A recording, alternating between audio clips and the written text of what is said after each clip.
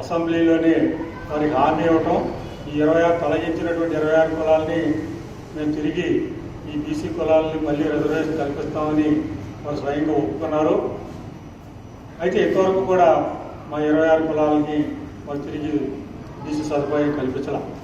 ముఖ్యంగా కేవలం ఈ గవర, అదేవిధంగా కళింగ, చెట్టు బలిజ, తూర్పు కాపు, అదేవిధంగా కుప్పలి వెలమ ఇలాంటి కులాలన్నిటి బ్రాకెట్లో ఆంధ్ర నేమ్స్ ఉండటం వల్ల వారు తీసేయడం జరిగింది. మేము పుట్టి ఇక్కడే పుట్టాం, ఇక్కడే పెరిగాం, ఇక్కడే మాకు ఏ విధమైనటువంటి సంబంధం లేదు. ఇక్కడ పుట్టిన పిల్లలకే మీరు రిజర్వేషన్ ఇవ్వండి.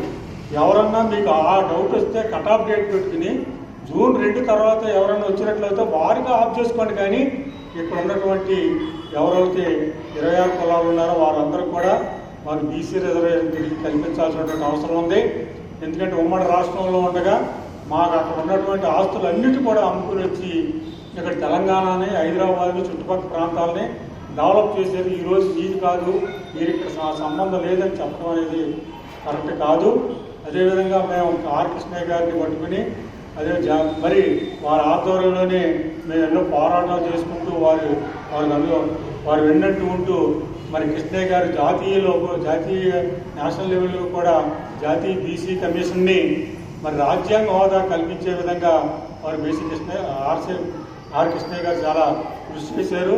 ఈ సందర్భంగా వారికి మరొకసారి మీరు కార్పొరేషన్గా GHMC ఎన్నికల లోపల మీరు మా 26 కులాలను కానీ తిరిగి కల్పించకపోయినట్లయితే దుబ్బాకులు ఏ విధంగా యూనిట్ అయ్యారో అదేవిధంగా రేపు GH ఎన్నికల్లో మేము అంతా ఏకత్రాటి మీదకి వచ్చి మేము ఈ GHMC ఎగనిస్ట్గా ఓట్ చేస్తాం.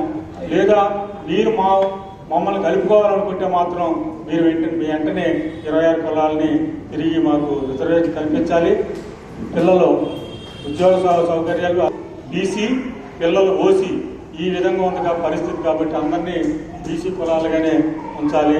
మా స్థితిగతులు మారలేదు, మా ఎడ్యుకేషన్ స్టేటస్ మారలేదు, మా సోషల్ స్టేటస్ మారలేదు, మా ఎకానమికల్ స్టేటస్ మారలేదు. కాబట్టి మాకు రాజ్యాంగం కల్పించినటువంటి ఏదైతే మాకు ఇచ్చినటువంటి ఈ యొక్క బీసీ కులాన్ని తిరిగి మా కులాన్ని మాకు ఇవ్వాలి, రిజర్వేషన్